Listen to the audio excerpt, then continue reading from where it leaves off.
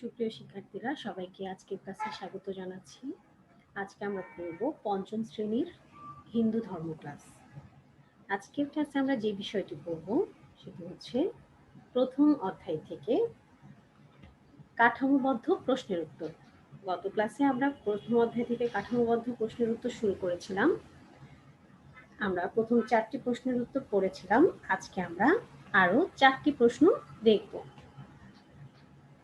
তাহলে আমি আশা করব সবাই প্রথম অধ্যায়টি খুব ভালো করে পড়েছো। মিসও তোমাদের পড়িয়েছি প্রথম ক্লাসে। তারপরও যদি কোনো সমস্যা থাকে আমি অবশ্যই তোমাদের সাথে শেয়ার করব। আমরা প্রথমে 3 নাম্বার প্রশ্নটা একটু দেখব। 3 নাম্বার প্রশ্নে বলা হয়েছে কুরুক্ষেত্রের অপর নাম কি? আবার বলছি আমি, কুরুক্ষেত্রের অপর নাম কি? কুরুক্ষেত্র ওয়ার্ডটা তোমরা প্রথম অধ্যায় থেকে কোথায় পেয়েছো বলো তো? প্রথম অধ্যায়ে এই ওয়ার্ডটা কোথায় ছিল? প্রথম অধ্যায়ে আমরা একটি গল্প পড়েছিলাম, দরিদ্র ব্রাহ্মণের জীব সেবা। এই গল্পটিতে আমরা কি পড়েছিলাম? কুরুক্ষেত্র মহাদেশের একটি পবিত্র স্থান। ঠিক আছে, কুরুক্ষেত্র হচ্ছে মহাদেশের উপমহাদেশের একটি পবিত্র স্থান। কুরুক্ষেত্রকে কি বলা হয়? এর আরো একটি নাম আছে, সেটি হচ্ছে ধর্মক্ষেত্র। কুরুক্ষেত্র এই উপমহাদেশের একটি পবিত্র স্থান। কুরুক্ষেত্রকে ধর্মক্ষেত্র বলা হয়। তাহলে আমাদের এখানে যে প্রশ্নটা করা হয়েছে, কুরুক্ষেত্রের অপর নাম কি? এই প্রশ্নটির উত্তরে আমরা লিখব কুরুক্ষেত্রের অপর নাম হচ্ছে ধর্মক্ষেত্র। বুঝতে পেরেছো? পরের প্রশ্নটা আমরা একটু দেখি। ব্রাহ্মণ পত্নী ছাতু 4 ভাগে ভাগ করেছিলেন, তাই না? ব্রাহ্মণ পত্নী, আচ্ছা আমি তোমাদেরকে একটু শেয়ার করি। একদিন এক ব্রাহ্মণ ছিল, আমরা গল্পে যেটা পড়েছি দরিদ্র ব্রাহ্মণ সেবা। ঠিক আছে, দরিদ্র ব্রাহ্মণের জীব সেবা পড়েছি আমরা। গল্পটির নাম হচ্ছে দরিদ্র ব্রাহ্মণের জীব সেবা। ওখানে আমরা পড়েছিলাম কুরুক্ষেত্র উপমহাদেশে একটি পবিত্র স্থান। কুরুক্ষেত্রে এক দরিদ্র ব্রাহ্মণ ছিলেন। ঠিক আছে, তিনি এতই দরিদ্র ছিলেন যে তিনি কখনো তার পরিবারের জন্য খাবার জোগাড় করতে পারতেন, আবার কখনো সেটাও সম্ভব হতো না। একদিন পরিবারের সবার অনেক খিদে পেয়েছে, কিন্তু তিনি খাবার জোগাতে পারছেন না। অনেক কষ্ট করে তিনি কিছু জব সংগ্রহ করেছিলেন। ব্রাহ্মণ পত্নী অর্থাৎ ব্রাহ্মণের স্ত্রী এই জব থেকে কি তৈরি করেছিলেন?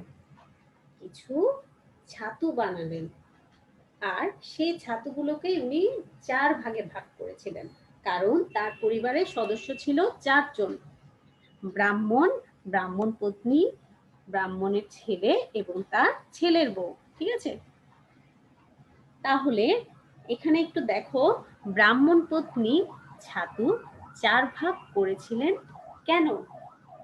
প্রশ্নটা বুঝতে পেরেছো?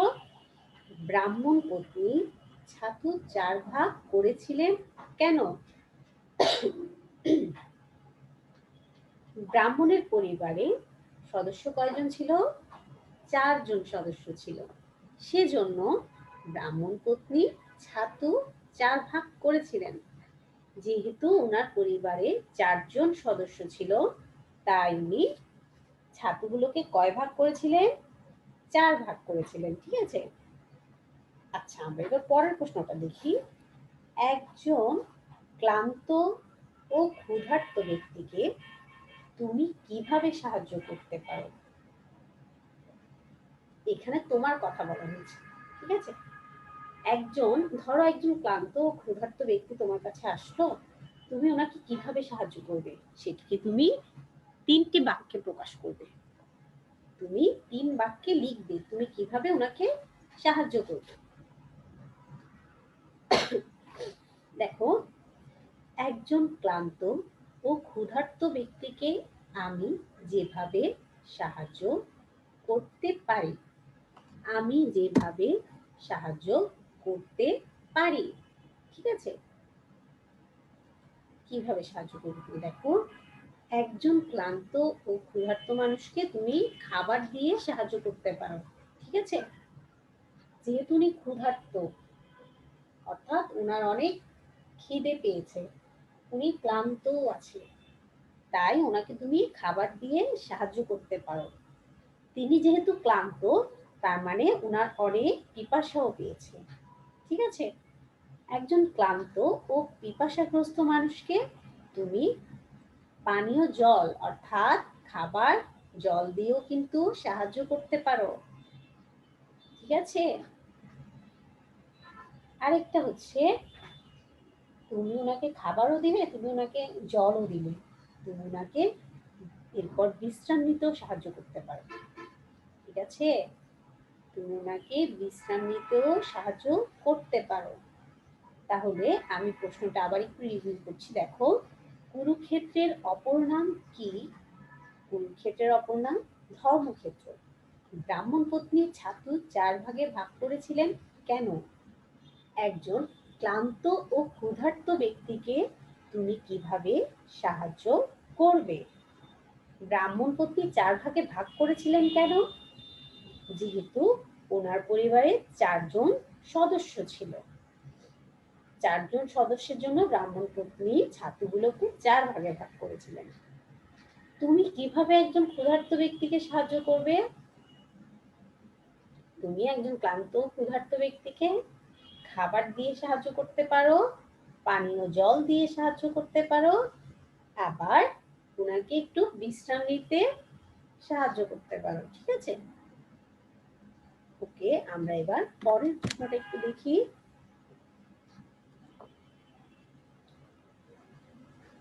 একটা ওয়ার্ড, প্রথমে একটা ওয়ার্ড দেখতে পাচ্ছ তোমরা, পরমাত্মা। একটা ওয়ার্ড দেখা যাচ্ছে, সেই ওয়ার্ডটা হচ্ছে পরমাত্মা। পরমাত্মা কি? প্রথম প্রশ্নটা হচ্ছে, পরমাত্মা কি? পরমাত্মা হলো ঈশ্বরের আরেক নাম। ঠিক আছে? পরমাত্মা হচ্ছে ঈশ্বরের আরেক নাম। তোমরা যদি তোমাদের পাঠ্য বইটা প্রথম অধ্যায় খুব ভালো করে পড়ে থাকো, তাহলে তোমরা খেয়াল করবে তোমাদের প্রথম অধ্যায়তে 2 নাম্বার পেজে, আচ্ছা আগে আমরা একটু 1 নাম্বার পেজের কথা বলি। 1 নাম্বার পেজে দেখো, নিসর্গ দৃশ্যে, নিসর্গ মানে হচ্ছে সুন্দর, নিসর্গ দৃশ্যের যে ছবি একটা দেখতে পাচ্ছ তোমরা, সেই ছবিটার নিচে, সেই ছবিটার নিচে প্রথম লাইনে দেওয়া আছে ঈশ্বরের আরেক নাম পরমাত্মা। নিসর্গ মানে হচ্ছে সুন্দর রূপ, সৃষ্টি, অনেক কিছু হতে পারে। তাহলে এর নিচের লাইনে দেওয়া আছে ঈশ্বরের আরেক নাম হচ্ছে পরমাত্মা। কেন তাকে পরমাত্মা বলা হচ্ছে? কারণ তিনি জীবের মধ্যেও অবস্থান করেন। ঈশ্বর সকল জীবের মধ্যে অবস্থান করেন। জীবের মধ্যে অবস্থানকারী ঈশ্বরকে কি বলে? জীবের মধ্যে অবস্থানকারী ঈশ্বরকে আত্মা বলে। এবার দেখো, ঈশ্বর জীব দেহে কি রূপে অবস্থান করেন? আমরা ছোট থেকে এটা পড়ে আসছি, ঈশ্বর জীব দেহে আত্মা রূপে অবস্থান করেন। ঠিক আছে? তাহলে পরমাত্মা হলো ঈশ্বরের আরেক নাম।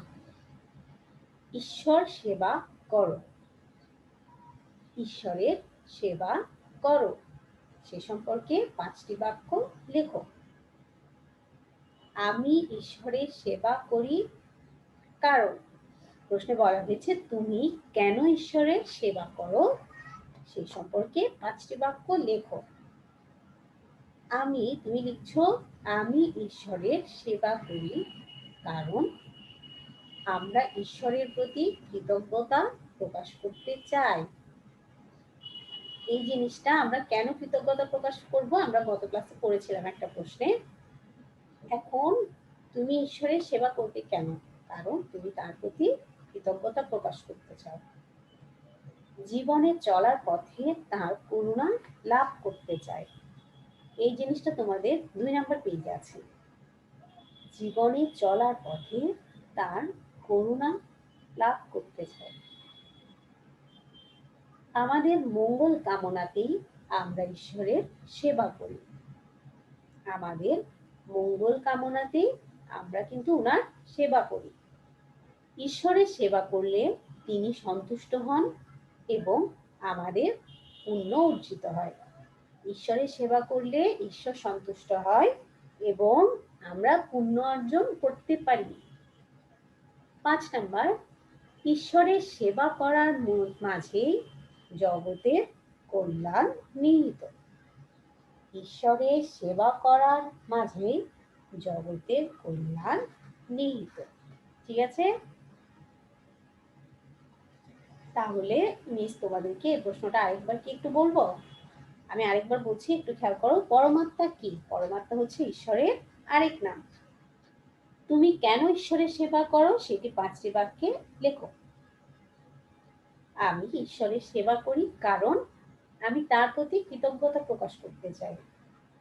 জীবনে চলার পথে তার করুণা লাভ করতে চাই। আমাদের মঙ্গল কামনাতেই আমরা ঈশ্বরের সেবা করে থাকি। ঈশ্বরের সেবা করলে তিনি সন্তুষ্ট হন এবং আমাদের পুণ্য অর্জিত হয়। ঈশ্বরের সেবা করার মাধ্যমেই জগতের কল্যাণ নিহিত। ঈশ্বরের সেবা করার মাঝেই জগতের কল্যাণ নিহিত। ঠিক আছে? এবার আমরা একটু 7 নম্বর প্রশ্নটা দেখব। সৃষ্টিতেই স্রষ্টার আনন্দ। এই কথাটা কি তোমরা বুঝতে পেরেছো? সৃষ্টিতে, আমি আবার বলি, সৃষ্টিতেই স্রষ্টার আনন্দ। গত ক্লাসে আমরা পড়েছিলাম সন্তুষ্টিতে স্রষ্টার আনন্দ। আজকে আমরা পড়ব সৃষ্টিতেই স্রষ্টার আনন্দ। ঠিক আছে?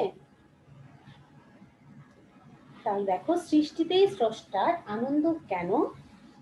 5টি কারণ উল্লেখ করো। সৃষ্টিতে কেন স্রষ্টা আনন্দিত হন তার 5টি কারণ তুমি উল্লেখ করবে।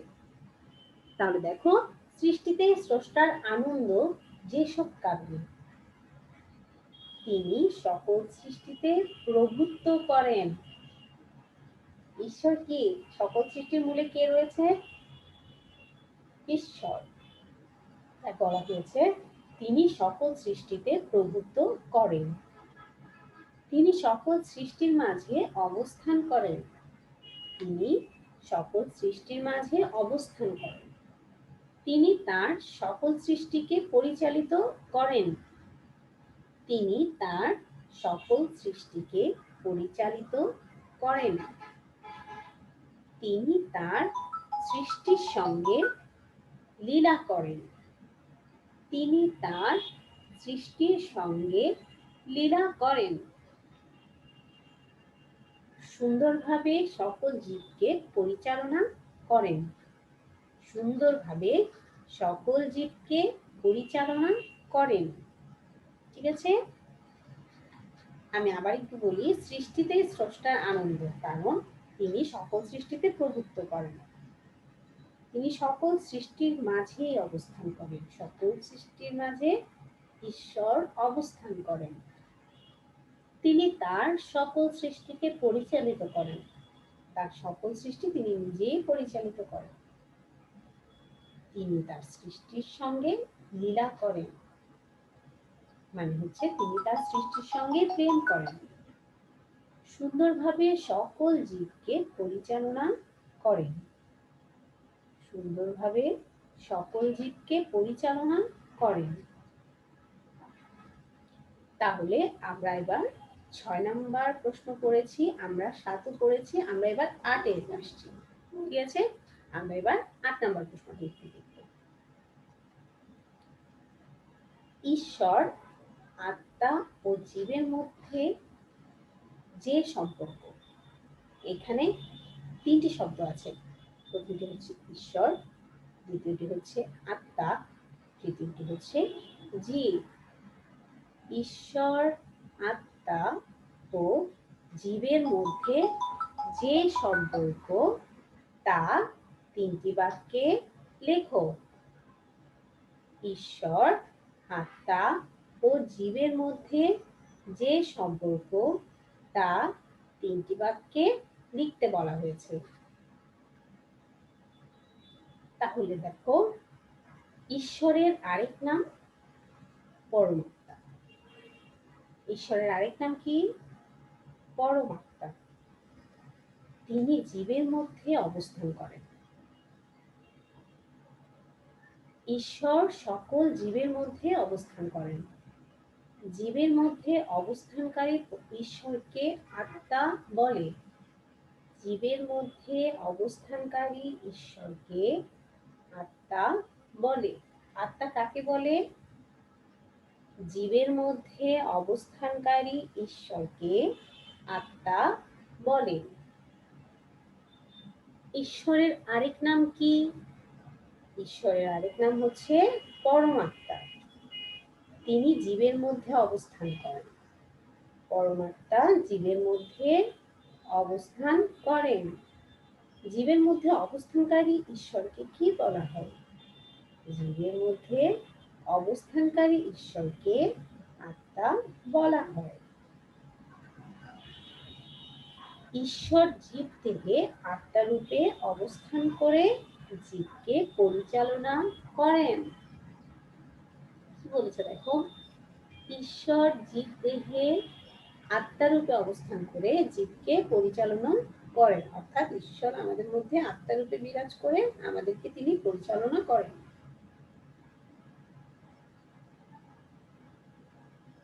ঈশ্বর সম্পর্কে তুমি কি বোঝো? দুটি বাক্যে লেখো। আমাদের এই সুন্দর পৃথিবীর সকল মানুষ, জীবজন্তু, সাগর, নদী, পাহাড়, ফুল ফল, আকাশ বাতাস, চন্দ্র সূর্য, গ্রহ, তারা সবকিছুর সৃষ্টিকর্তা ঈশ্বর। আবার বলছি, আমাদের এই সুন্দর পৃথিবীর সকল মানুষ, জীবজন্তু, সাগর, নদী, পাহাড়, ফুল ফল, আকাশ বাতাস, চন্দ্র সূর্য, গ্রহ, সবকিছুর সৃষ্টিকর্তা কে? এই সবকিছু সৃষ্টি করেছেন ঈশ্বর। ঈশ্বর স্রষ্টা, জীব ও জগৎ তার সৃষ্টি।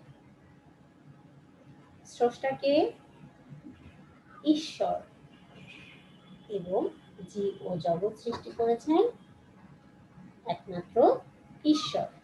তাহলে ঈশ্বর স্রষ্টা, জীব ও জগৎ তার সৃষ্টি। ঠিক আছে?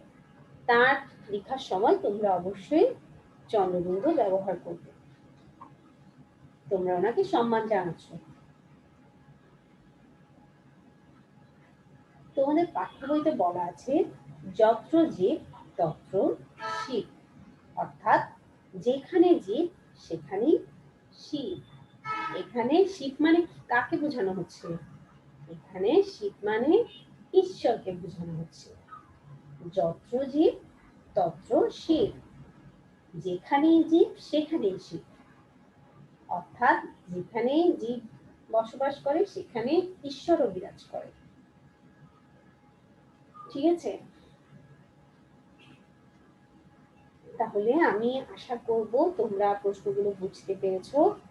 আরেকটি কথা, সেটা হচ্ছে তোমাদের পাঠ্য বইতে স্বামী বিবেকানন্দের যে বাণীটা দেওয়া আছে সেখানে একটু তোমরা খেয়াল করবে। সেখানে একটি উক্তি আছে, তার নিচে লেখা আছে জীব সেবাও ধর্ম। আমরা এতক্ষণ যেটা নিয়ে আলোচনা করছি, মেন কথা দেখো, জীব সেবাও ধর্ম। তাই আমরা জীব সেবার মধ্য দিয়ে ঈশ্বরের সেবা করব। আমরা জীব সেবার মধ্য দিয়ে ঈশ্বরের সেবা করব। আমরা দরিদ্রের সেবা করব, আমরা পীড়িত ও আত্মের সেবা করব। আমরা পোষা জীবজন্তুর পরিচর্যা করব, গাছপালা রোপণ করব, সেগুলোর পরিচর্যা করব।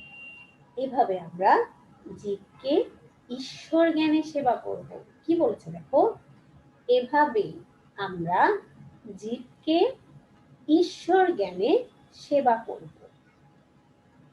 অর্থাৎ আমরা যে জীবগুলোকে সেবা করছি, জীবজন্তু পরিচর্যা করছি, গাছপালা রোপণ করছি, সেগুলো পরিচর্যা করছি, দরিদ্রের সেবা করছি, তাই না? এগুলোর মাধ্যমে আমরা কি করব?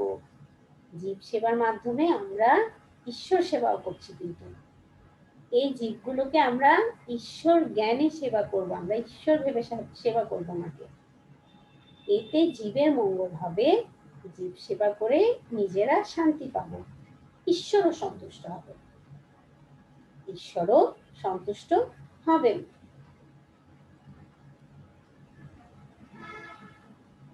তাহলে প্রিয় শিক্ষার্থীরা, তোমরা তোমাদের পাঠ্য বইয়ে বিবেকানন্দের যে বাণীটি দেওয়া আছে সেই বাণীটি একটু ভালো করে পড়বে, সাথে দরিদ্র ব্রাহ্মণের জীব সেবা, দরিদ্র ব্রাহ্মণের জীব সেবা গল্পটি আরো ভালো করে তোমরা একটু চর্চা করবে। আশা করছি আজকে ক্লাস সবাই বুঝতে পেরেছো, কারো কোনো সমস্যা নেই। যদি সমস্যা থাকে সেক্ষেত্রে তোমরা অবশ্যই আমাকে জানাবে, আমি চেষ্টা করব তোমাদের সমস্যাগুলো সমাধান করার। সবাইকে ধন্যবাদ জানাচ্ছি। ধন্যবাদ জানিয়ে আজকে ক্লাস এখানে আমি শেষ করছি। সবাইকে আমার প্রণাম জানাচ্ছি।